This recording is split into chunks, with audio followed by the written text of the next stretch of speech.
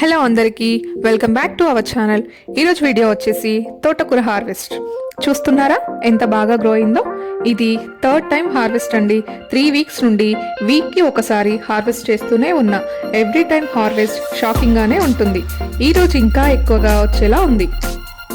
ఇలా మన ఇంట్లో ఎలాంటి కెమికల్స్ లేకుండా ఆర్గానిక్గా పండించిన తోటకూరని హార్వెస్ట్ చేస్తుంటే నా హ్యాపీనెస్ని మాటల్లో చెప్పలేను. ఎందుకంటే నేను లాస్ట్ వీడియోలో చెప్పాను కదా, తోటకూర యూకేలో దొరకదని. దొరికినా ఫ్రెష్గా ఉండదు. యూకేలో ఉన్న వాళ్ళకి విటమిన్ డిఫిషియన్సీ, ఐరన్ డిఫిషియన్సీ అంటూ వస్తూనే ఉంటుంది. డాక్టర్స్ ఏమో లీఫీ వెజిటబుల్స్ తినాలి అంటారు. ఇక్కడేమో దొరికి చావదు. దొరికిన ఒక కట్టకి 800 వరకు ఉంటుంది.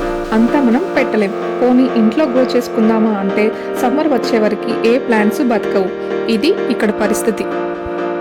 నేనైతే ఈ తోటకూరకి ఎలాంటి కేర్ తీసుకోవట్లేదు. జస్ట్ వాటరు, మంచి సన్లైట్ ఉంటే సరిపోతుంది. ప్లాంట్స్ పెట్టినప్పుడు సాయిల్తో పాటు కంపోస్ట్ని యాడ్ చేస్తాను, అంతే. ఇంకా 2-3 టైమ్స్ మనం హార్వెస్ట్ చేసుకున్నాక మళ్ళీ కొంచెం కంపోస్ట్ని ప్లాంట్స్ వేళ్ళ దగ్గర వేస్తాను. ఇంకా ఫ్లవర్స్ వస్తే మాత్రం కట్ చేసుకోవాలి. అలాగే ఉంచేస్తే ప్లాంట్స్ మాత్రం పెరగవు. మనకి తోటకూర అనేది రాదు. అందుకని ఫ్లవర్స్ వస్తే అప్పటికప్పుడు కట్ చేసుకోవాలి. ఇప్పుడైతే నేను 3 బ్యాగ్స్లోది హార్వెస్ట్ చేస్తున్నా. ఇంకా ఉన్నాయి తోటకూర బ్యాగ్స్. నేను ఈ సమ్మర్ మొత్తం కనీసం వారానికి 2 సార్లైనా తోటకూరని తీసుకోవాలని డిసైడ్ అయ్యాం. సో అందుకని 15 డేస్ 20 డేస్ గ్యాప్తో ఇంకా కొన్ని బ్యాగ్స్లో అయితే ప్లాంట్స్ పెట్టాను. సో అది ఇంకా హార్వెస్ట్కి రాలేదు. మేబీ నెక్స్ట్ వీక్కి రావచ్చు. అప్పుడు మీకు నా తోటకూర బ్యాగ్స్ అన్నీ మీకు చూపిస్తా.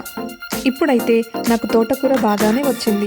అందుకనే నేను పెద్దగా అయిన లీవ్స్ మాత్రమే కట్ చేస్తున్నాను.